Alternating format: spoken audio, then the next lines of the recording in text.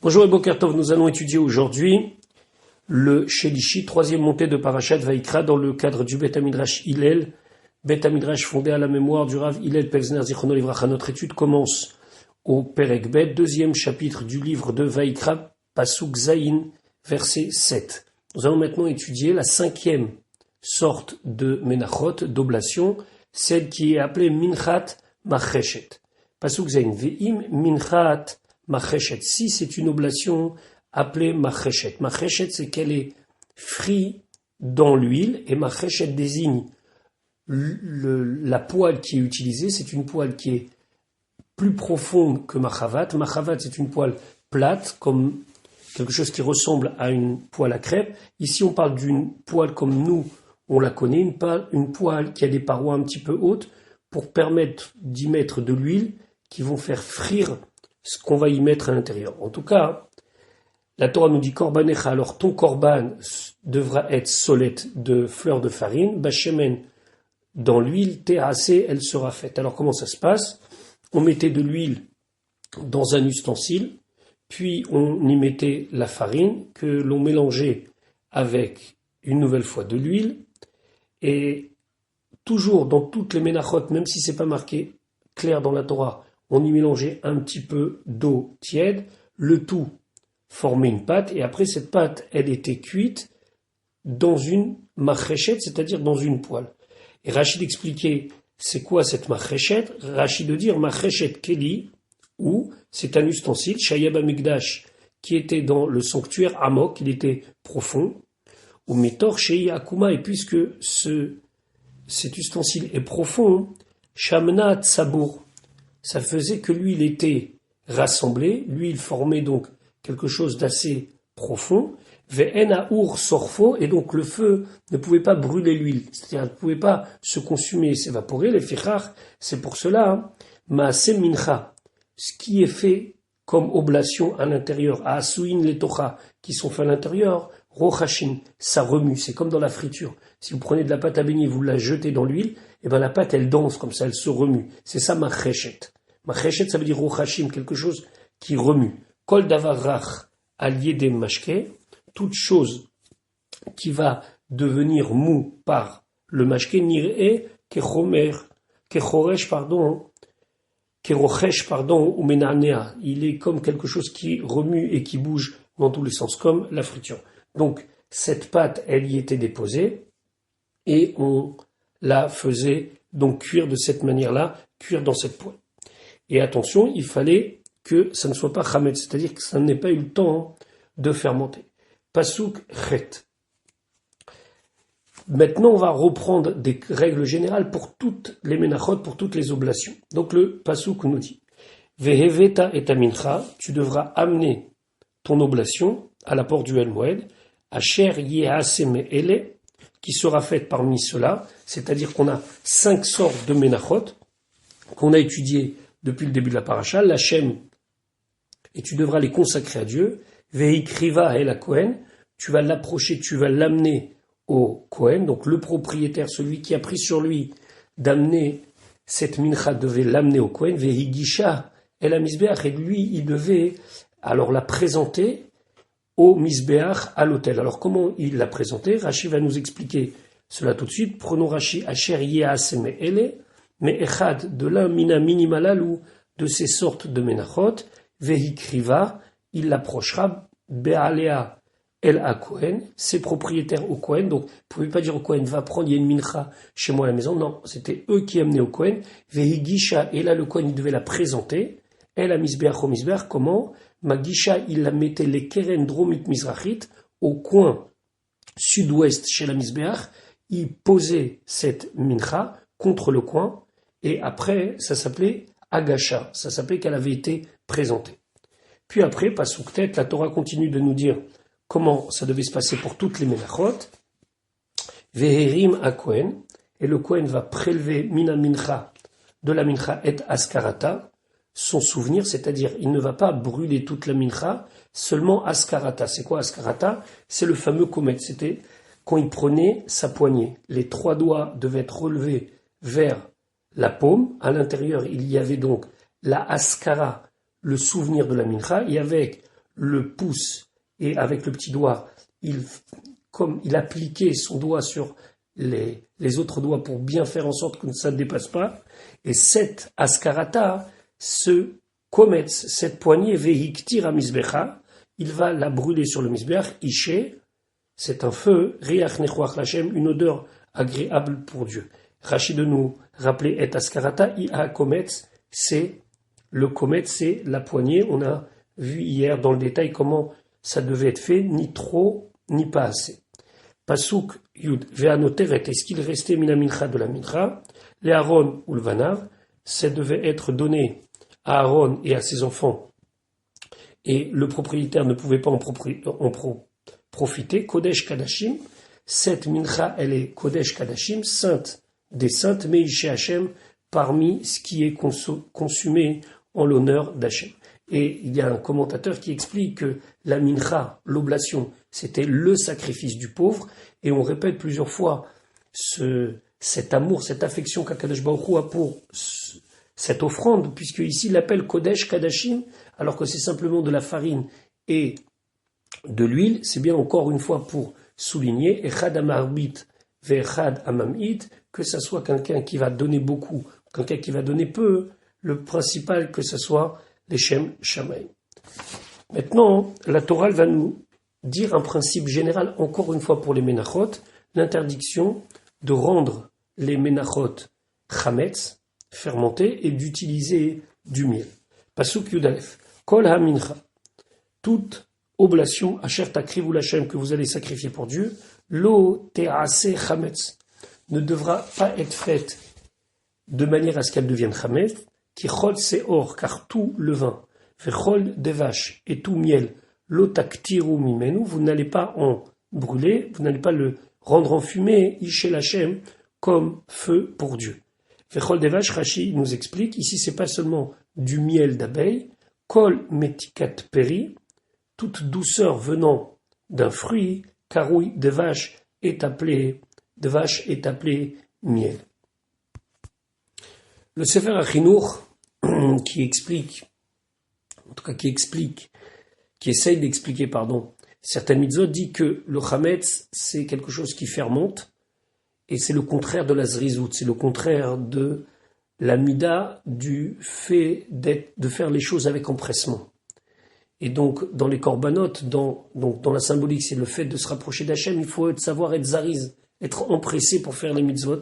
C'est la raison pour laquelle on ne laisse pas la mincha devenir chametz. C'est bien sûr une symbolique, parce que chametz représente quelque chose qui a fermenté, qui a pris du temps. Dvash représente les plaisirs. Le Sefer HaChinuch veut nous dire que takrivu l'Hachem, lorsqu'on fait un sacrifice à Hachem, on doit savoir le faire, et même si c'est pas des fois plaisant, preuve en est, c'est qu'il n'y avait pas de dvash, il n'y avait pas de douceur qui était amenée avec la mincha. Et encore une fois, le dvash, ici, c'est pas seulement le miel, mais c'est tout ce qui peut être considéré comme doux à partir du fruit. Maintenant, il y a une exception à cela. Il y a une exception qui sont les corbanotes dont on parle dans le pasuk Yudbet.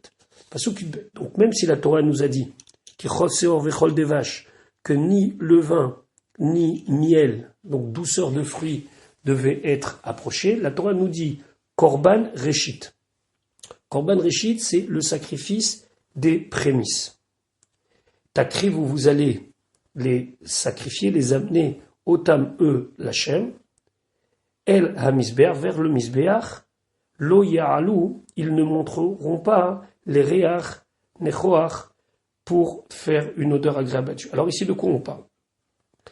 Il y a une mincha, une oblation qui est chametz, c'est jeter l'achmet toda. C'est les deux pains de remerciement qui sont chametz, qu'on a amenés à la fête de Shavuot. Et aussi les bikurim qui venaient entre la fête de Shavuot et la fête de Sukkot. Les bikurim, ce sont les prémices des fruits de la terre d'Eretz Israël.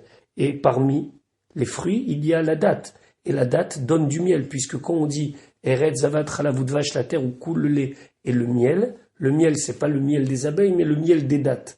Donc là, ici, c'est une exception où on amène Seor, quelque chose qui a fermenté. Ce sont les deux pains de Toda de Shavuot, et les bikurim, ce sont les prémices. Et parmi les prémices, il y avait la date, et la date a du miel.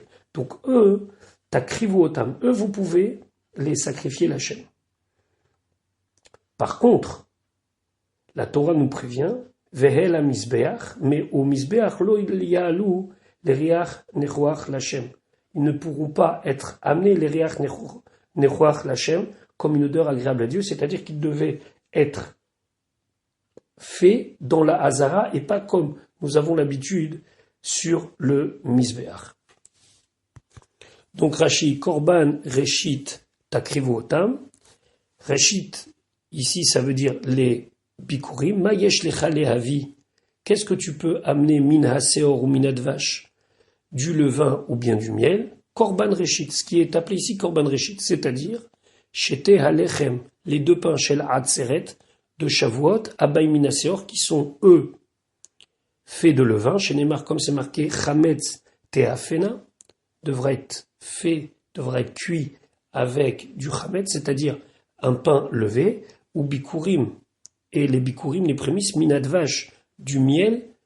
Quel miel? Le miel des dattes, que mo bikurite enim vetmarim, comme par exemple les prémices des figues, qui elles aussi ont une espèce de miel, puisque, encore une fois, toute douceur qui vient des fruits est appelée du miel et des dattes.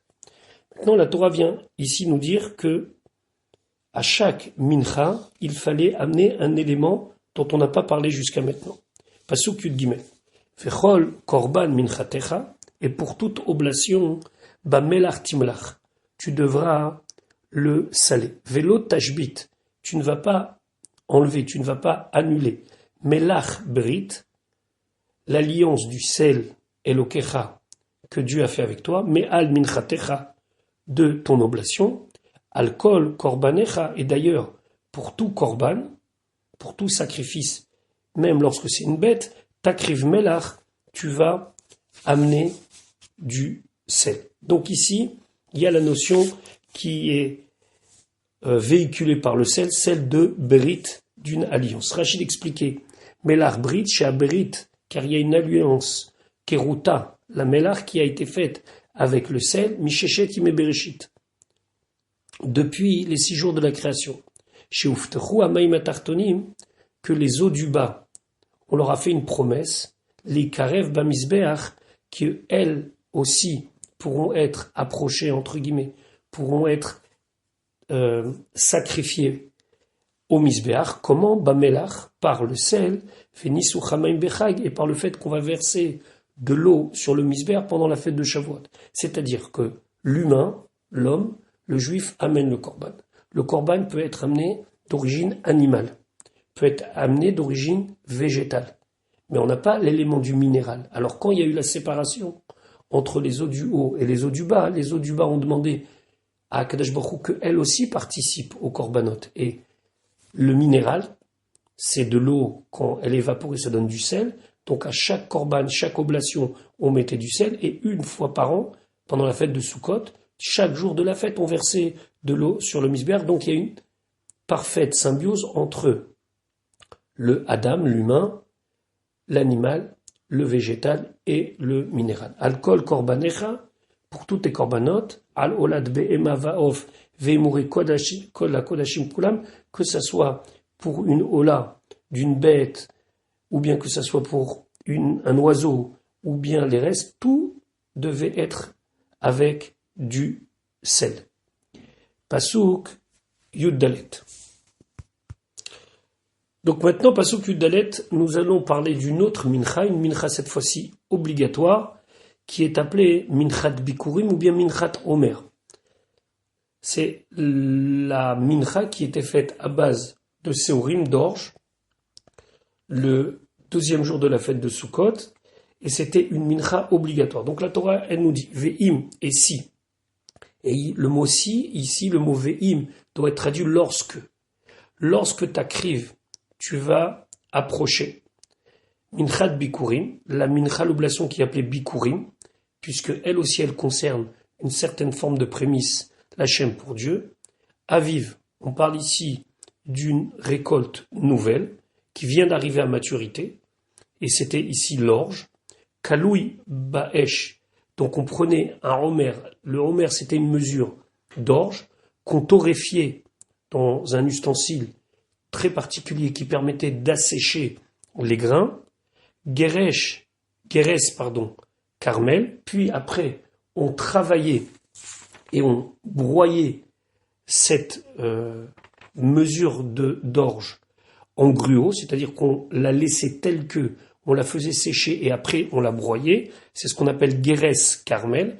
Takriv, tu approcheras, et minchat bikurecha, la mincha, l'oblation bikurecha de tes prémices. Et ici on ne parle pas des prémices de la fête de Shavuot, mais on parle de la fête de Pessah.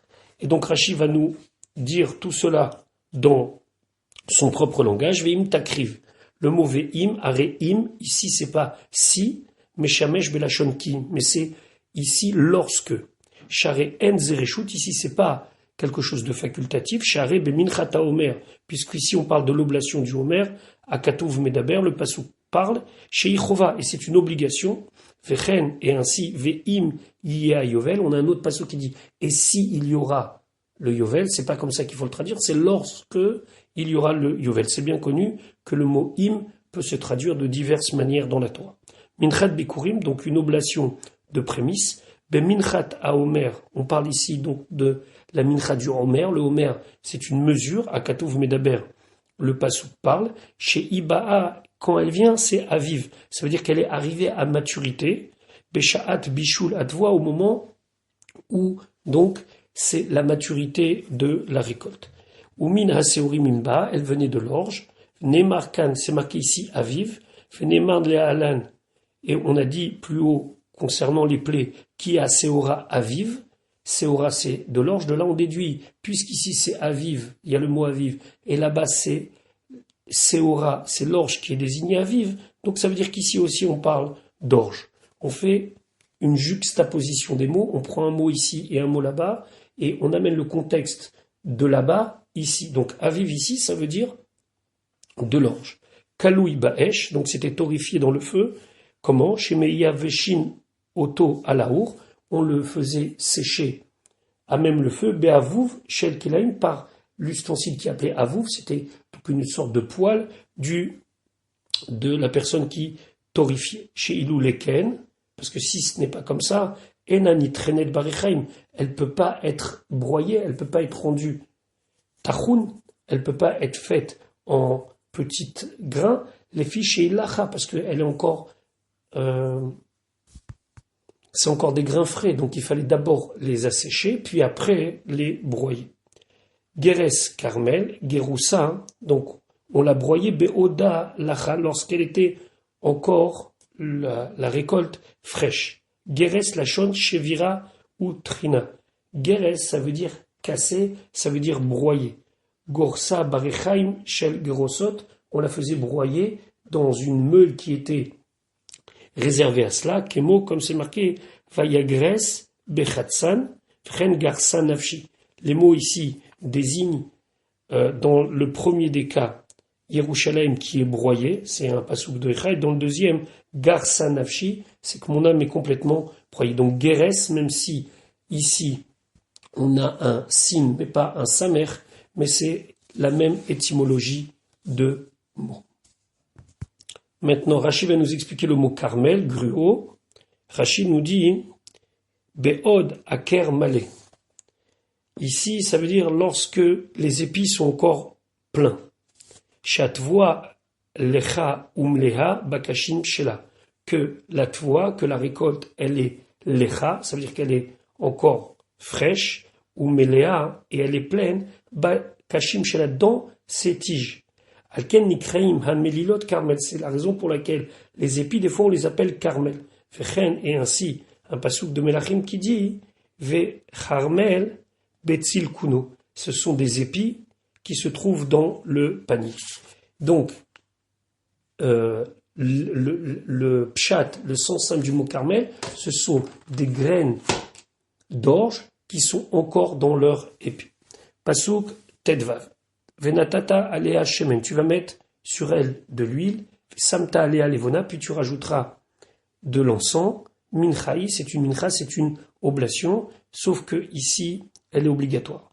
Pasuk tetzain, vektir à Kohen, et le Kohen va l'a brûlé et ascarata, simplement son souvenir, c'est-à-dire une poignée mi-gersa ou mi-shamna, de gersa donc, de l'orge qui était broyée, et de l'huile, alcool levonata, avec tout l'encens qui avait été mis avec, Ish el Hashem, c'est un feu pour Akadosh Baruch. Donc, tout ça se passait le 16 Nissan. Le 16 Nissan, donc deuxième jour de Pessah. C'était un Omer pour toute la communauté, un Omer pour tout le Ham Israël. Et c'est à partir de là qu'on commençait la mitzvah de Usfartem Lachem, de compter les jours, qui sont deux mitzvot complètement différentes. Il y a la mitzvah du Korban Omer, c'était une chose, et il y avait la mitzvah de compter l'Omer, qui est une autre chose, mais Omer désigne la quantité de Séorim, la quantité d'orge qu'il nous fallait amener pour cette mincha, pour cette oblation. Voilà pour aujourd'hui, je vous souhaite une bonne journée, Bezrat Hashem, à demain pour la suite de l'étude de la parasha de Vaïkra.